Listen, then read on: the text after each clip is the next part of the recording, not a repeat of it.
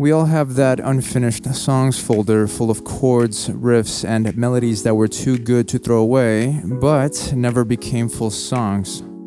For this walkthrough, we'll begin with just two chords, B minor and G major. We're going to take the idea from this to this.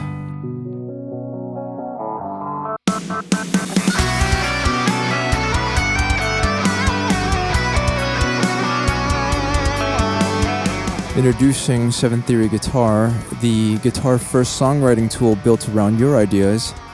It doesn't generate a song for you. It reveals the musical path surrounding what you've already created, helping you discover chords, voicings, and colors that complement your idea. Every choice is yours, every note remains yours, and whatever that idea becomes, it's still your song. This walkthrough is going to start easy and become a little bit more advanced as we proceed.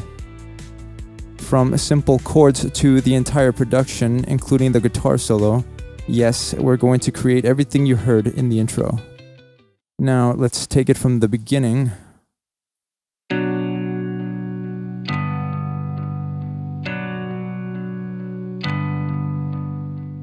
Just a couple of chords that sound good together, found by ear.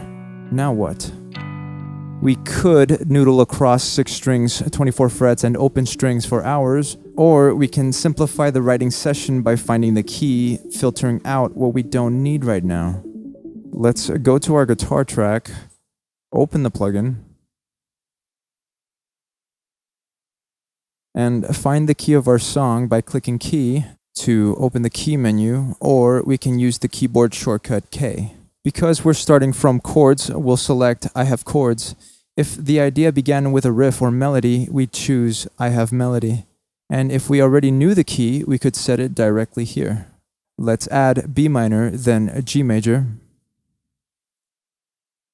B minor, add, G major, add.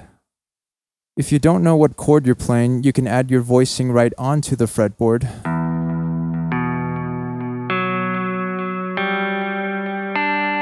Excuse me.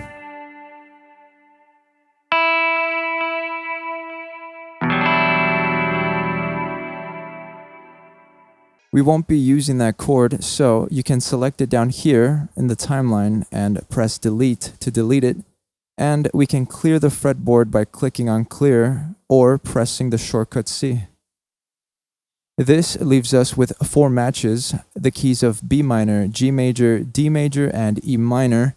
Both of our chords belong naturally to all 4 of these keys, but each key frames them differently. We want B minor to feel like home, the chord our progression resolves to, so we'll select B minor and confirm. Great, we're still looking at the same fretboard, but psychologically the search has changed. Instead of looking across 6 strings, 24 frets, and open strings, 150 notes, and what can feel like endless chord possibilities, we're now working with a focused palette of 7 notes. Those 7 notes make up our parent scale, B natural minor, and from those 7 notes, we get 7 diatonic chords. This is not a restriction, this is our safe zone, the notes and chords most naturally connected to our key. We'll definitely step outside it and break some rules later, but for now, we have a focused place to begin writing. As you can see, the B minor chord is our 1 chord, or the tonic, and G major is the 6th chord, or the submediant. Don't worry about these fancy words for now, just know that you're working with a 1/6 chord progression in the key of B natural minor. Before we begin writing, let's match 7 Theory to our guitar. Select Tuning, or the T key shortcut. For this song, we're using a 6-string guitar tuned to drop D. We can select tuning presets here, adjust each string manually, and save custom tunings for quick recall in future sessions. Notice how the guides across the fretboard immediately update to match our guitar's tuning. We can press the L key to change the labels from interval to notes.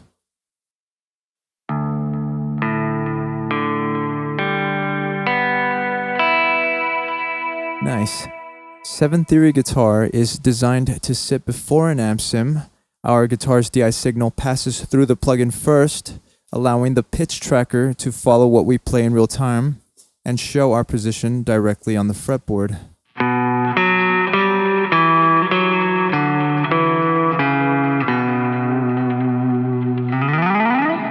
That means you don't have to look down at your guitar while writing, unless you really suck.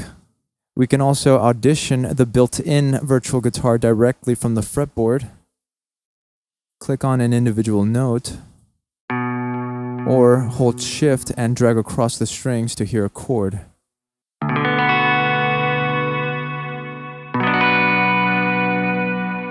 So we're not just reading information, we can hear it, see it, and play through it with our own guitar. And with our tuning set, let's learn how to navigate the main fretboard view and use it to write our first riff. Before we begin, for this walkthrough, the plugin is running into Archetype Nolly. Let's listen to the virtual DI with and without the amp sim.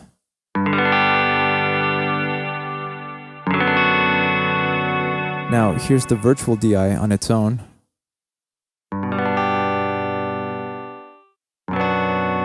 Press X to kill all ringing notes. Cool. The button bar lets us move between the parent scale and each chord in the key. With scale selected, the fretboard shows all 7 notes of B natural minor. The remaining buttons are the 7 chord degrees of the key.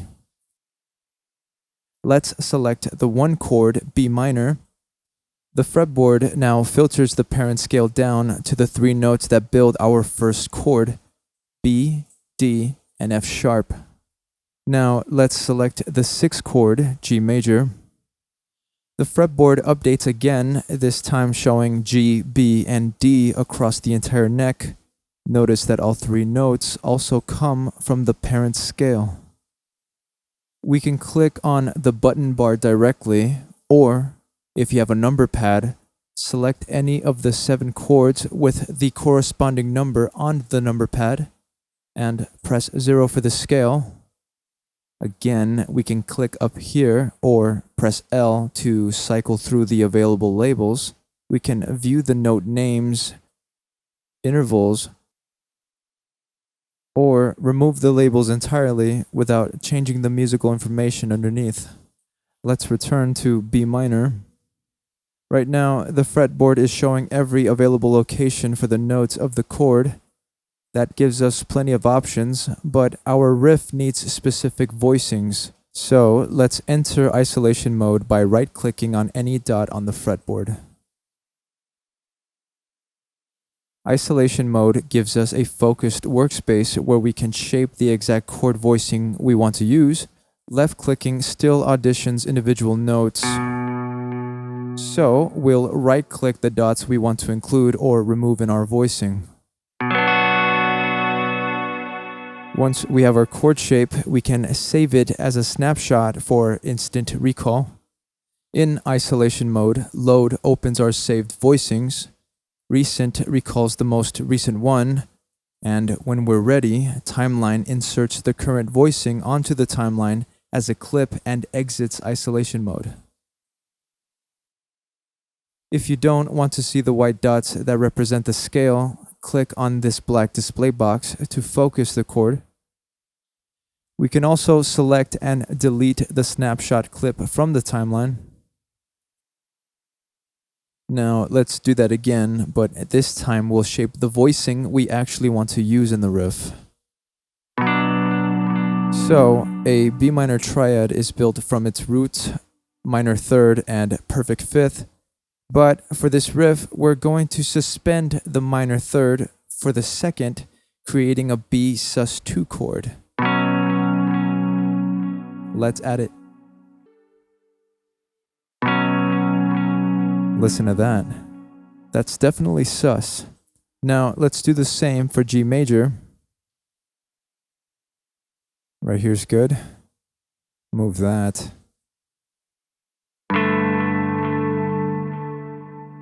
Let's listen.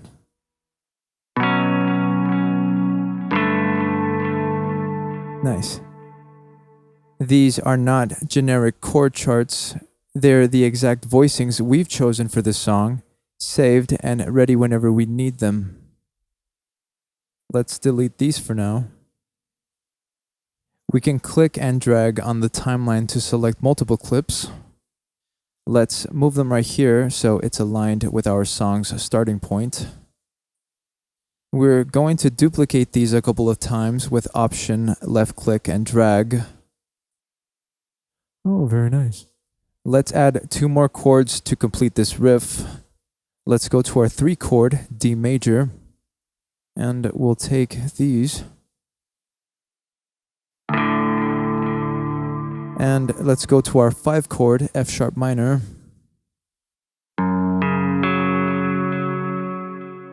For the riff, we'll voice both of them as power chords, D5 and F sharp 5.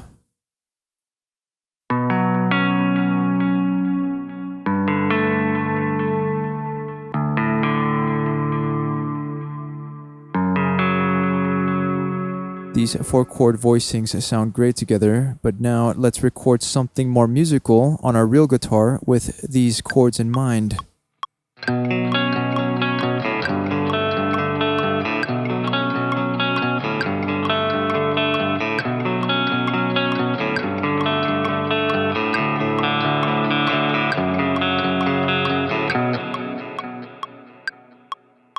Since this is our main riff, we double-tracked it and panned the 2 performances hard left and right.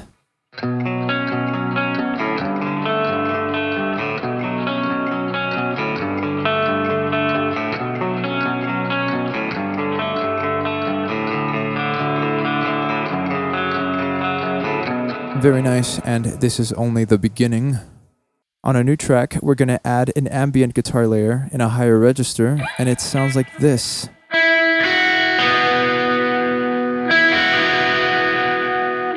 Let's listen.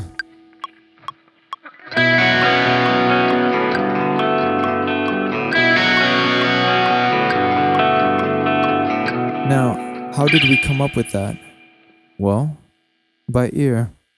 Playing on our real guitar, it sounded good over the riff, but why? Why does it complement the riff so well? Well, our main riff sits down here in a lower register, while the ambient layer sits up here, giving both parts their own space. Let's turn on the pitch tracker and play our guitar. And look at that, every note we're playing belongs to the key. Let's open our timeline and map these notes in isolation mode and see what we're actually playing.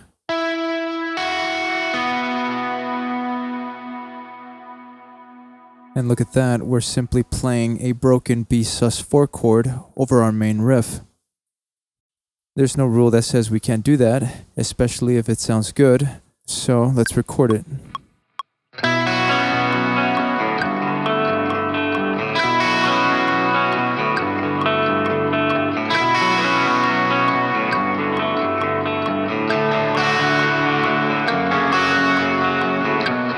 Nice. Before we work on the solo, let's take a closer look at the timeline. You've already seen how we added clips onto the timeline in isolation mode. We can also drag any degree button or the entire parent scale directly onto the timeline to create a new clip.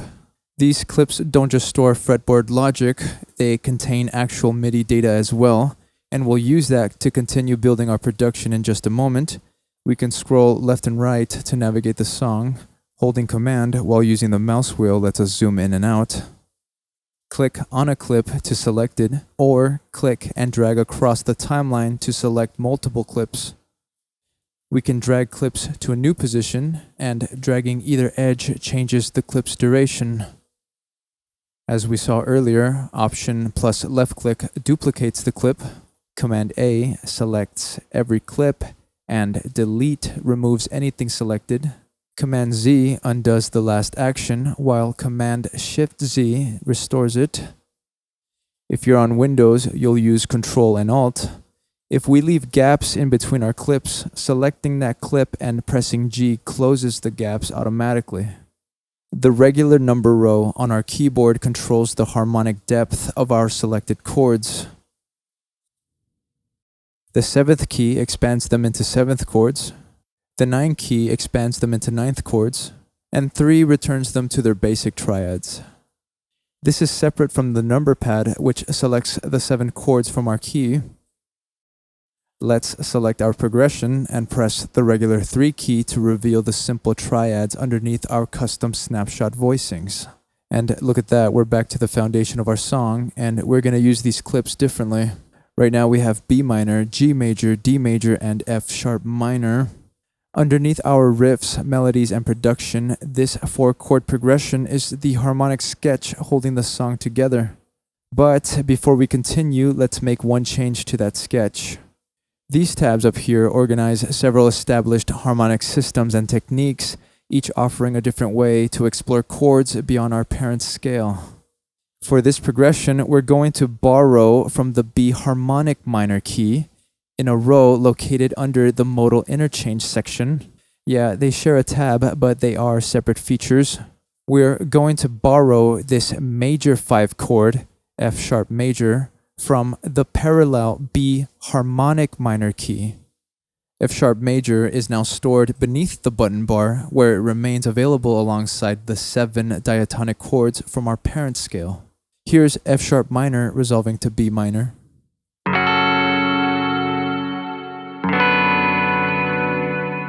And here is F sharp major resolving to B minor.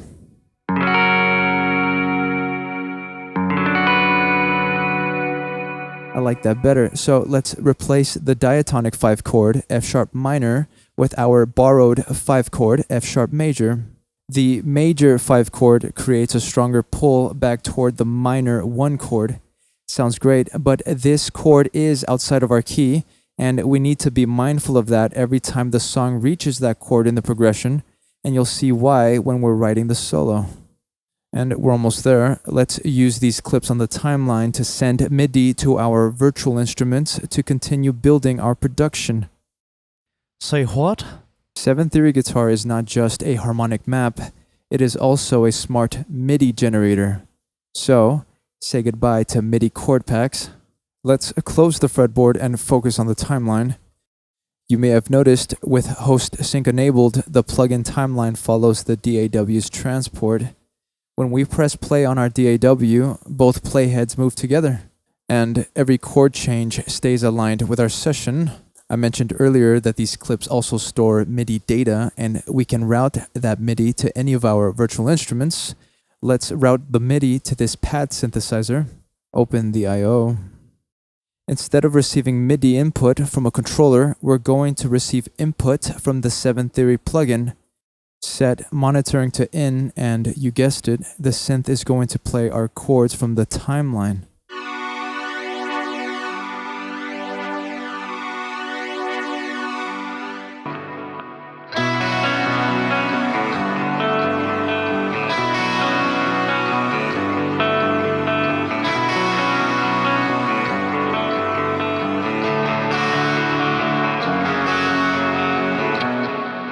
Very cool.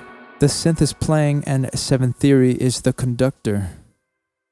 We can keep the MIDI routed live or drag it directly onto our DAW whenever we want editable MIDI clips. To see exactly what's being sent, let's select the entire progression and drag it onto the same track. This isn't a new progression created for us. It's the exact chord structure we established on the timeline, now exported and editable. And we have a problem. The notes are correct, but some of the individual voices make unnecessarily large jumps between chords that can make the chord changes feel abrupt and disconnected. We can fix that directly from the timeline. Let's keep the first chord as our starting voicing, select every clip after it, and press the V key. The V key on our keyboard automatically revoices each selected chord in relation to the chord before it, reducing unnecessary movement between the individual voices. Let's export the updated progression and look at the MIDI again. The harmony hasn't changed. The chord tones simply travel less distance from one chord to the next, giving the progression a smoother, more connected sound. Let's hear before.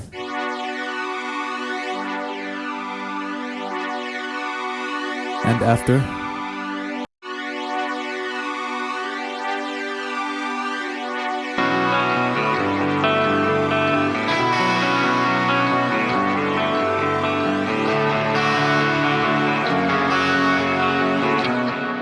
Very nice, much smoother. We can also use the up and down arrow keys to transpose selected chords by an octave.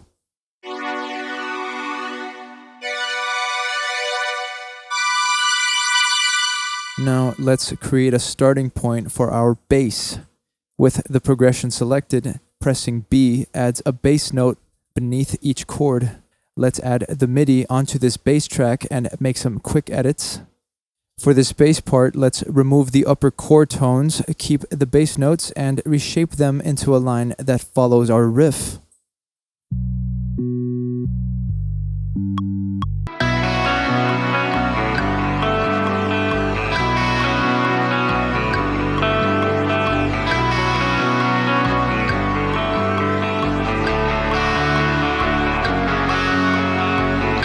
Huge time saver, but we don't have to export and commit separate MIDI clips to every instrument. With live MIDI routing, multiple virtual instruments can follow the same source timeline. If we change a chord inside the plugin, every instrument receiving that MIDI follows the change automatically. We only need to export the MIDI when we want detailed instrument-specific editing, like the bass line we just created. Many DAWs also include MIDI effects that can reinterpret the same MIDI source that 7 Theory provides, like this arpeggiator and pitch tool.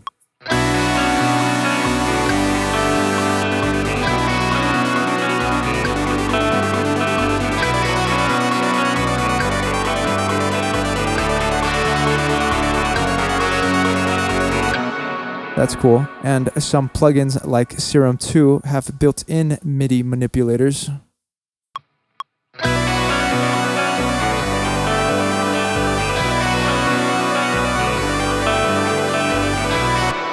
Very nice. Now let's try it with Contact.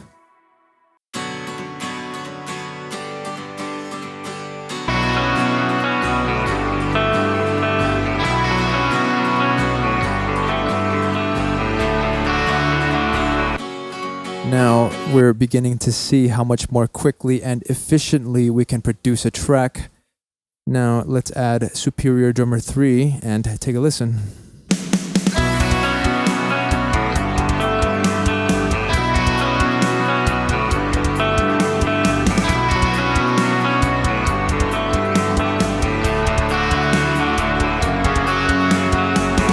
Nice. We began with simple chords. Now those same 4 chords are supporting an entire arrangement. Great, sounding full. Now it's finally time for the cherry on top, our guitar solo. Now I'm going to remove Contact and Serum 2 because they were just for demonstration, but we are going to keep the pad synthesizer. We have a special mode for writing solos. Actually, the fretboard has 3 display modes that determine how it responds to our timeline: manual, auto, and overlay. Let's start with manual. Manual mode holds whatever we select directly from the button bar, so even while the timeline continues playing, the fretboard remains on our selection. This is useful for focusing on one thing at a time while the music is playing, so it doesn't move. Auto mode does the opposite. As the playhead moves through the timeline, the fretboard automatically follows the clip under the playhead. That makes it easy to see exactly which chords is playing at any point in the progression. And finally, we have overlay mode. Overlay is like both the previous modes together. Overlay keeps our bar selection visible, just like manual mode, and displays the active chord degrees from the timeline simultaneously. So, for writing a solo, this gives us the best of both views. In this case, the complete scale across the neck and the chords changing underneath it.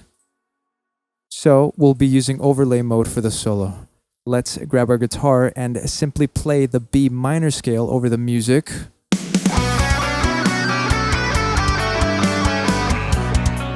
Interesting. Now, just for fun, let's intentionally play notes outside of the key. Listen carefully.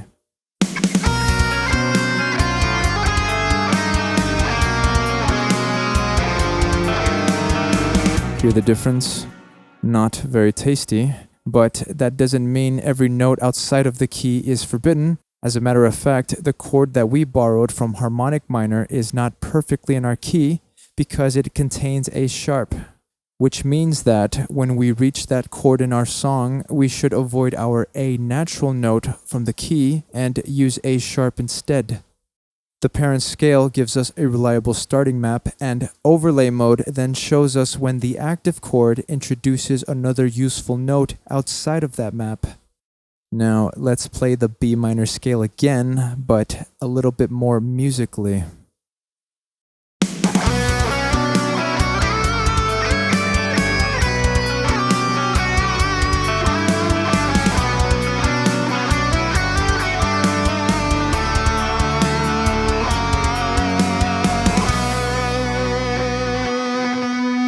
Nice. We played a note outside of our key, and it sounded dope with the correct context. Time to record the real deal.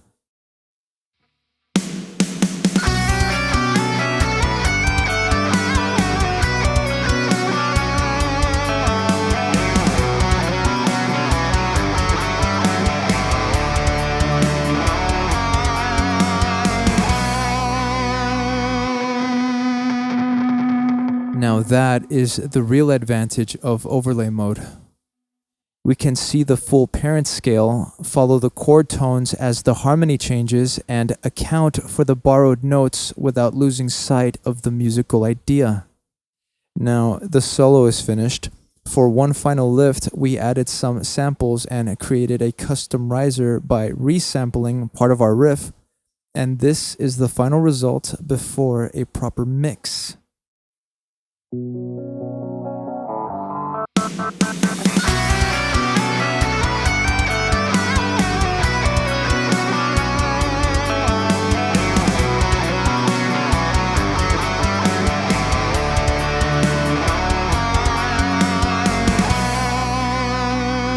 And that concludes the 7-theory walkthrough and music production tutorial.